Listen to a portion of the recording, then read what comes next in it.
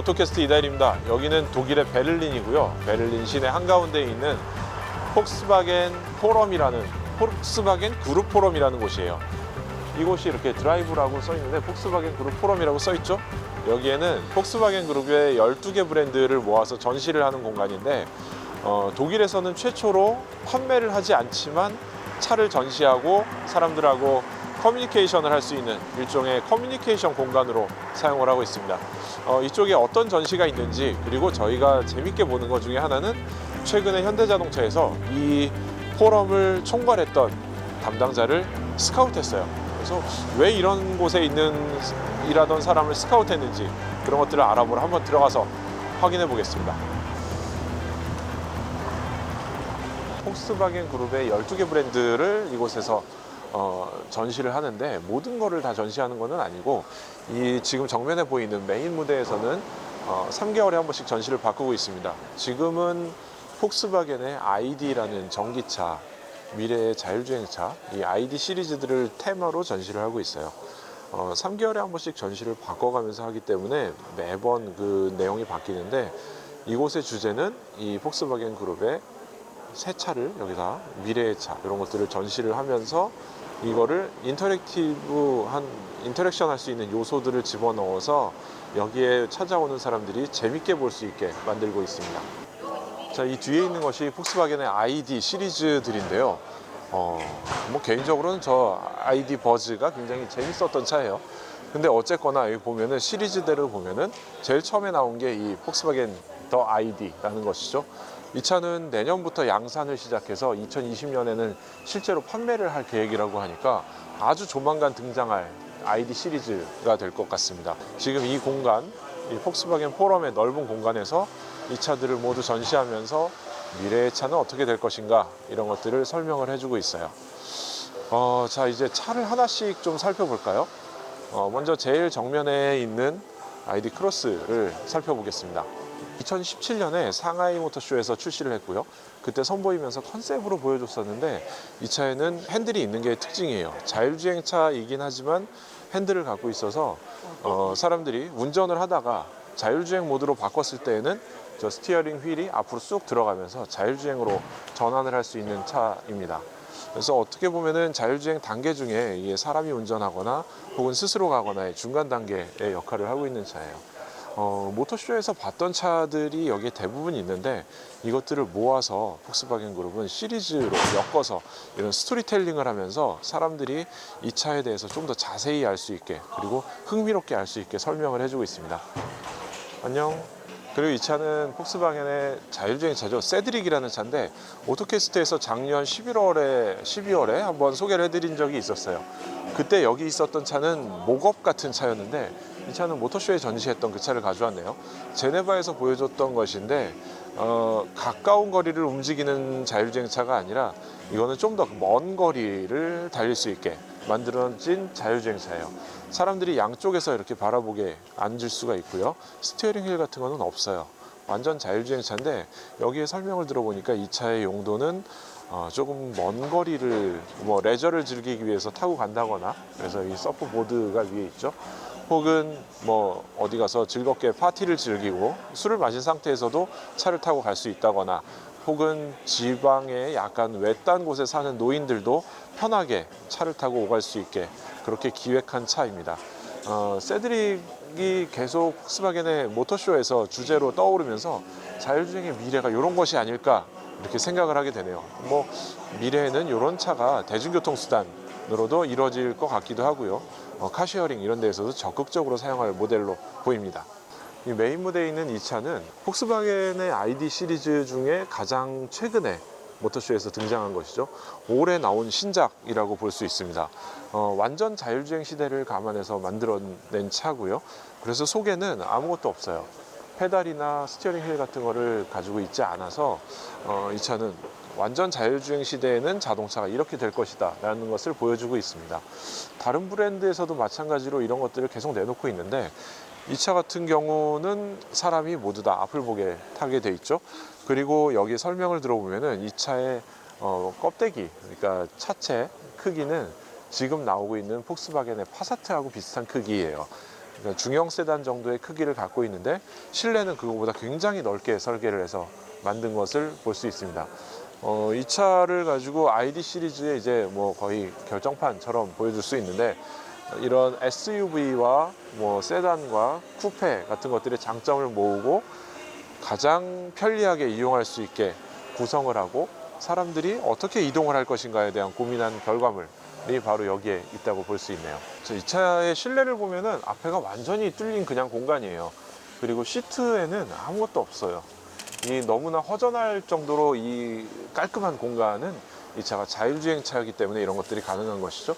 그리고 이 밑에는 이 차는 전기차를 기반으로 하고 있기 때문에 배터리를 여기다 밑에다 깔았어요. 그래서 이 두툼한 공간이 전기 모터를 위한 배터리가 되겠고요.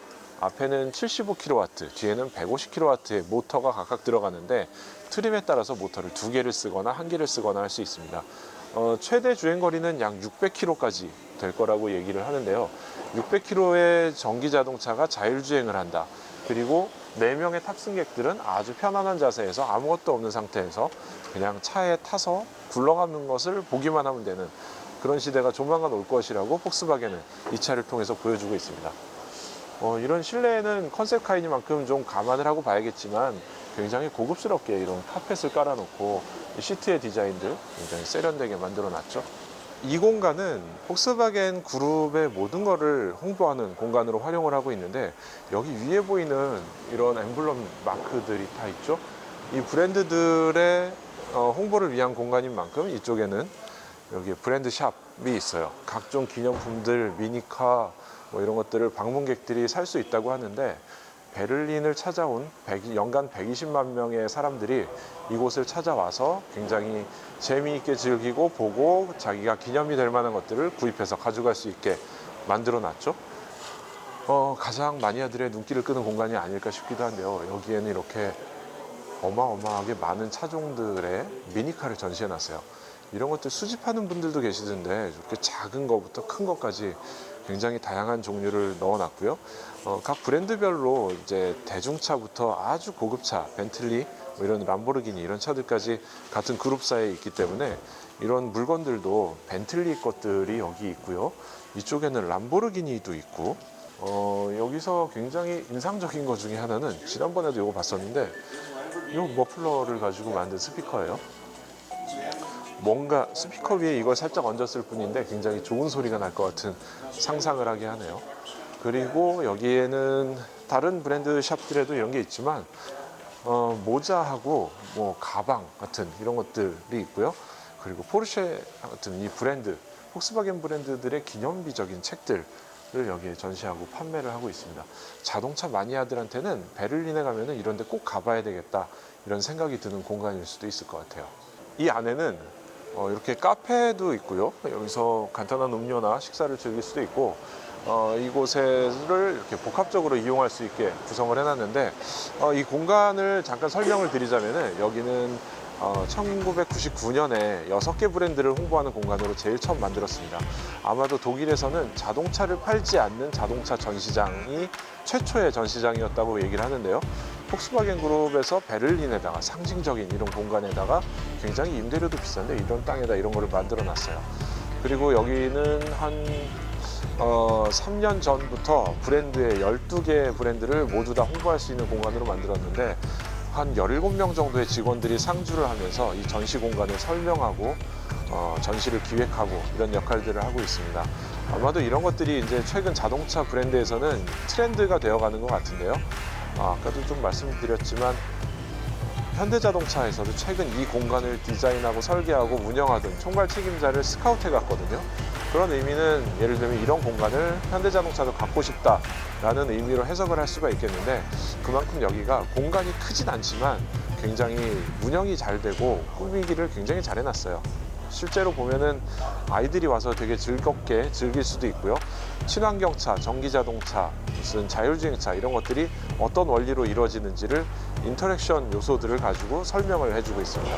그런 의미에서는 굉장히 공간의 하드웨어적인 것보다는 이 소프트웨어적으로 어떤 기획과 어떤 프로그램으로 운영하는지를 운영하는가를 굉장히 모범 사례처럼 하고 있는 공간이라고 볼 수 있습니다.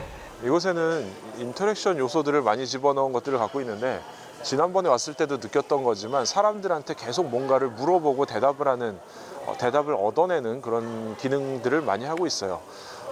그래서 뭐 자율주행 시대가 되면 어떤 차를 탈 거냐, 4개 중에 골라봐라.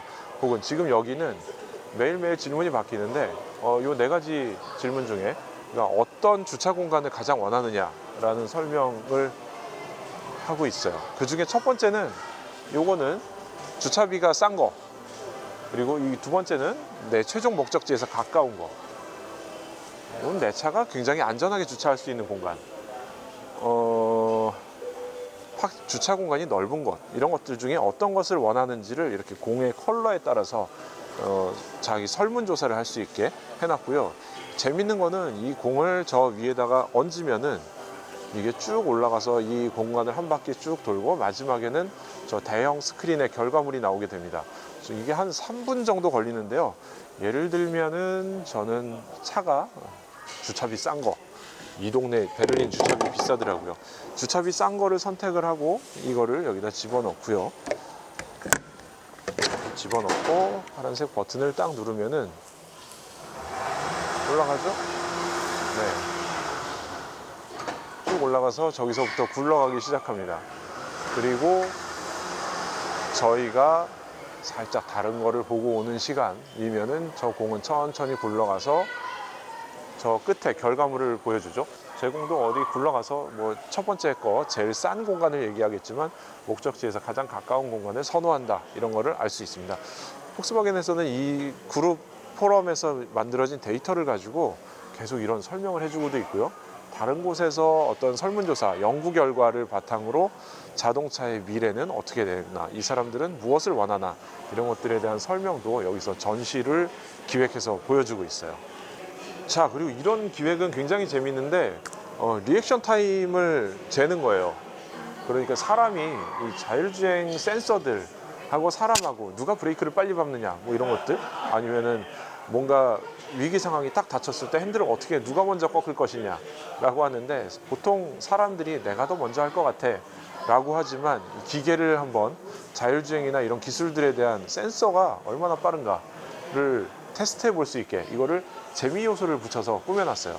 자, 저 벽면을 보시면은 저기서 스타트 버튼을 누르고 리액션 타임을 잴 수 있는데, 이거를 이쪽은 기계가 얼마나 빠른가, 그 다음에 여기는 사람이 눌렀을 때 어떤 결과를 나타내는가를 보여주는 거예요. 이렇게 누르면 시작이 되고요. 여기에서 불빛이 들어오는 거를 터치를 하면 됩니다. 그리고 그 다음으로 재밌는 거가 있는데, 이런 리액션 타임을 확인을 했으면은 실제로 이 리액션이 일어나서 동작으로 이어졌을 때 어떤 역할을 할 수 있는지를 보여주고 있어요. 여기에는 이 주황색 공을 발로 차서 저 골키퍼 있죠? 골키퍼가 이 주황색 공을 인식하고 반응해서 이거를 다 막아낼 수 있는 그 결과들을 보여주고 있어요. 사실 자율주행 기술이 여기에도 들어가긴 하는데 센서 인식과 같은 거니까요. Excuse me, can I try? Please. 오케이. 자, 여기서 이 주황색 공을 발로 차서 저 골키퍼를 피해서 집어넣을 수 있는지, 골키퍼는 이 주황색 공을 센서로 인식을 해서 움직이게 되죠. 한번 차볼게요. 자. Yes. Yes. 어우, A little bit harder. Yes. 사실상 저기에 넣기는 진짜 힘든 일인 것 같아요. 저 골키퍼가 이 공을 인식해서 움직이는 건데, 이거를 인식하고 움직이는 이 시간이 굉장히 빨라서 실제 자동차에서도 이런 센서들을 활용해서 장애물을 피하거나 그런 역할들을 하고 있습니다. 저는 여기를 둘러보면서 자동차의 미래를 살짝 체험을 하고 가는 느낌을 받았어요. 이 공간을 살펴보면서 우리나라에는 왜 이런 게 없을까라고 생각을 했는데, 사실상 아직 우리나라에 있는 이런 전시장들은 차를 보여주고 지금 판매하는 차에 대한 설명을 하기가 좀 더 집중이 돼 있는 상태인데, 여기에는 아이들을 데려와서 간단하게 체험하고 상호작용을 할 수 있는 기능들을 많이 넣으면서 이 자동차의 미래가 어떻게 될 것인가, 그리고 내가 타는 이 차는 어떻게 움직이고 있는가, 그리고 그것들을 좀 더 재밌게 쉽게 전달하는 데 굉장히 초점을 맞춘 것 같아요. 이런 기획들은 폭스바겐의 각 브랜드들에서 만들어서 가져오기도 하고 이 전시 공간에서 예술가들하고 협업을 하기도 하기 때문에 이 독일 베를린의 폭스바겐 그룹 포럼 굉장히 상징적인 의미를 가지고 있고 폭스바겐 그룹의 정체성을 잘 보여주는 공간인 것 같습니다. 지금까지 여기 독일 베를린에서 이 공간을 좀 살펴봤는데 아마 여기를 여행하시는 분들은 여기 꼭 한번 들러서 체험해 보시길 권장하겠습니다. 지금까지 오토캐스트 이다일입니다.